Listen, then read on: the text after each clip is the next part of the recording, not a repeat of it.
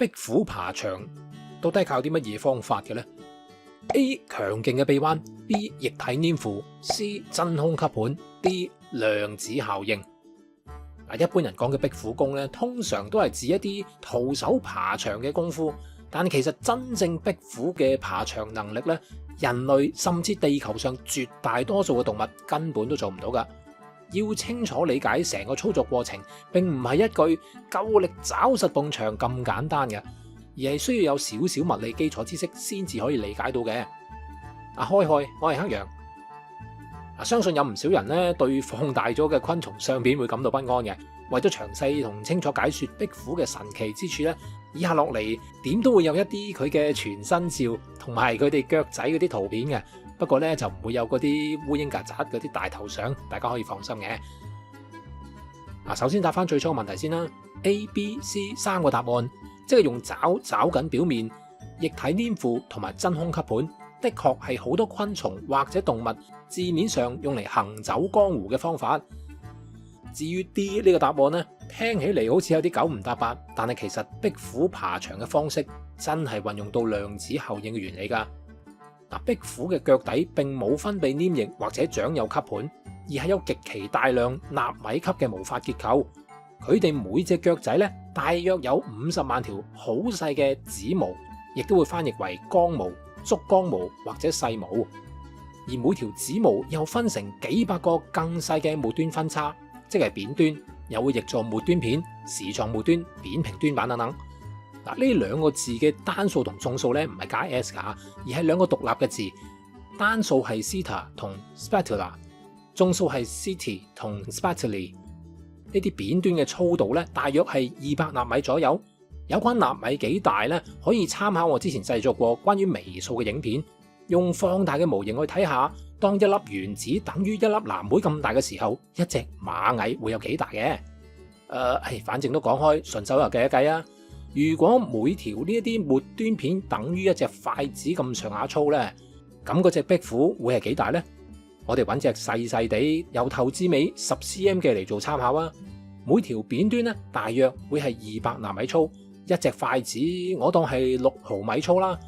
如果一條扁端等於一隻筷子嘅話，按呢個比例，一隻本身長10 cm 嘅壁虎大概就有5公里長，即係由香港嘅尖沙咀去到荔枝角，又或者係台灣嘅中正紀念堂去到圓山大飯店咁上下。講翻隻壁虎點樣爬牆先。當呢啲扁端同牆面接觸嗰陣，兩者會貼到非常之近，近到得幾個納米咁近嘅。呢個時候，壁虎就會依靠范德華力 （Van der Waals Force） 去黐住牆壁。乜嘢叫做范德華力呢？呢個名詞係根據荷蘭物理學家 Van der Waals 嚟命名嘅。喺度又要做少少科普先啊。同樣係嗰段講原子嘅影片裏邊都有提過嘅。構成我哋日常接觸到嘅所有物質，佢哋嘅基本單位都係原子 atom。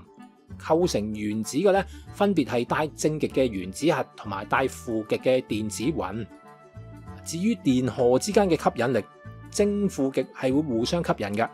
原子裏邊各自帶正負極嘅原子核同電子雲呢，本身係會因為電磁作用力保持正常距離。兩者之間雖然保持穩定嘅結構，但係電子雲其實係不停咁喐，原子嘅外圍係不斷震動嘅。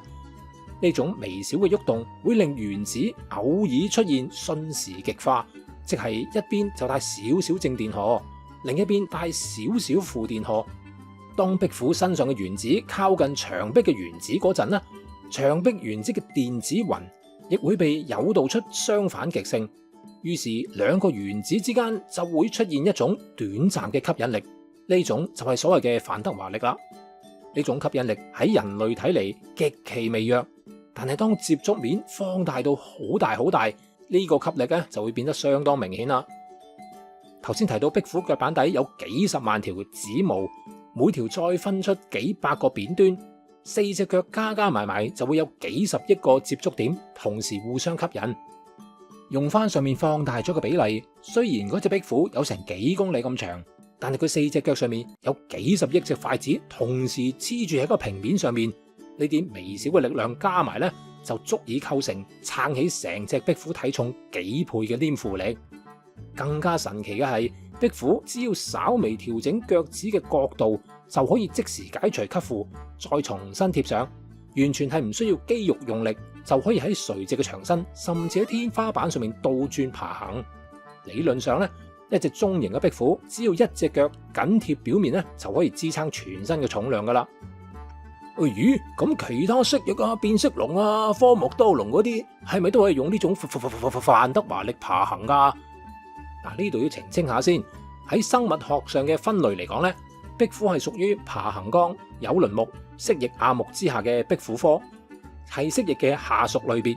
簡單嚟講就係壁虎係蜥蜴，但係蜥蜴就唔等於壁虎。再簡單啲講，即係阿媽係女人，但係唔等於係女人就係阿媽咯。大部分嘅蜥蜴、變色龍甚至科莫多龍，因為體型比較大，體重有翻咁上下，范德華力係敵唔過地心吸力，所以佢哋都只係用爪嚟到爬行嘅。咁除咗壁虎，有冇其他嘅生物係會用呢種范德華力嚟到爬行噶？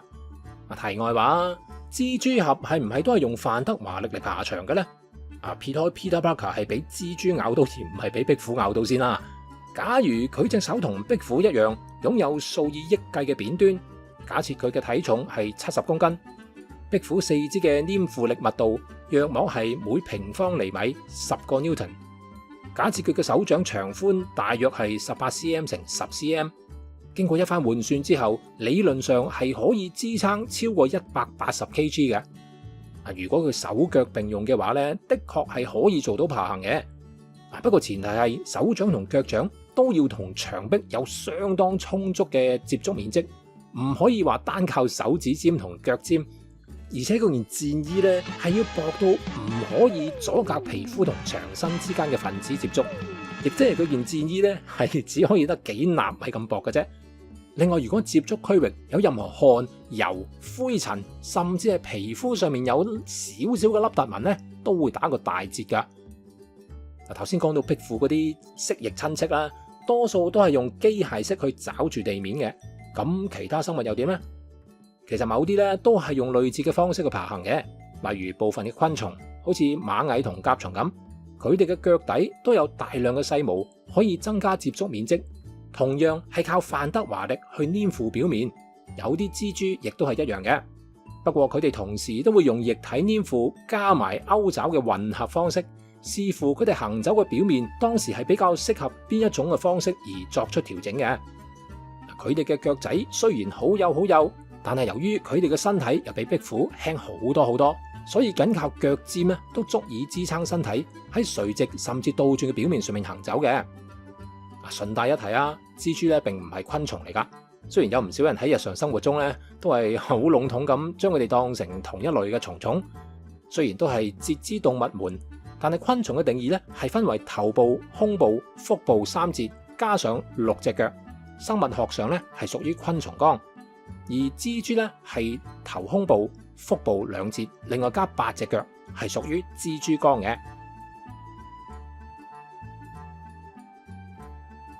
其實咧好多年前咧已經有人受到壁虎爬牆嘅呢種方式啟發，發明咗一種叫做 Gecko Tape 嘅壁虎貼紙。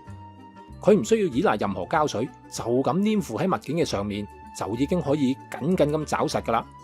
呢種技術咧真正係納米級別，完全應用到剛才提到嘅范德華力，令貼紙同接觸到嘅物體表面形成吸力，每1平方寸嘅抓力咧可以達到10磅，即係4.5公斤左右。不過大家喺市面咧應該都好少會見到噶啦，主要嘅原因有幾個，其中最明顯嘅肯定就係價錢啦。壁虎貼紙比起日常用嘅膠紙要貴好多，上去官網睇一睇，一張售價係1000蚊美金啊！另外有一啲利用類似原理嘅平價版本，上去 Amazon 巡個圈，是但一卷咧都要賣到10蚊美金以上。其次咧係應用上有限制，由於壁虎貼紙嘅黏附原理係依靠范德華力，呢個方式就好需要接觸面夠大先至得，而且黏附嘅物件本身咧又要好光滑，冇塵冇油冇污漬。將貼紙貼過落污糟嘅平面之後咧，貼紙表面就會受到污染，就好似普通膠紙黐咗啲塵咁樣。加上貼紙上面嘅納米絨毛結構相對好脆弱，長期難以重複使用，結果一般消費者到最後都係會用翻平啲嘅膠紙代替。不過呢種壁虎貼紙都依然有一定嘅市場㗎，主要係應用於工業或者特定嘅專業領域，例如電子組裝、精密儀器製造廠、醫療應用，甚至係太空站裏面等等。冇計啦，正所謂 low tech low 嘢，high tech high 嘢啊嘛。啲高科技嘅產品通常都係用翻喺啲高科技嘅地方，一般普羅大眾都係用翻啲價廉物美嘅消費品，用爛咗就買個件新嘅算啦。今次嘅影片就嚟到呢度。如果你對影片有任何補充、指正同想法，都希望你喺留言區交流下。條片做得 OK 嘅話，請 comment like share，記得開埋個小鈴鐺。若然你覺得條片真係做得幾好嘅話呢，歡迎你用超級感謝功能打賞小弟，令我嘅製作得到更大支持。我係黑羊，下條片再見。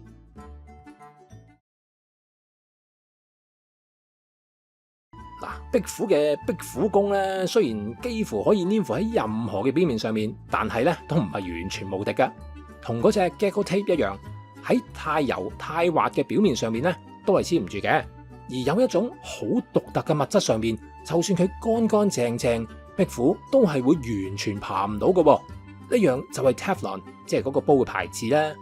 Teflon 使用嘅係聚四氟乙烯 PTFE， 佢係一種表面能極低嘅材料，當中氟嘅電負性極高，令到表面幾乎唔會產生電偶極，而且表面嘅接觸角亦都好高。壁虎腳仔上面嗰啲扁端冇辦法同煲嘅分子產生足夠近距離嘅偶極吸引，所以無論佢點努力都爬唔到上去嘅。簡單講，呢種物料就係會令到壁虎功無效啦，可以話係壁虎功嘅罩門。如果你想成功捕獲一隻壁虎嘅話呢， Teflon 會係一個完美嘅陷阱。當隻壁虎跌咗入去嘅話呢，佢呢世都爬唔翻出嚟噶。不過我唔係好明點解會有人想咁做咯。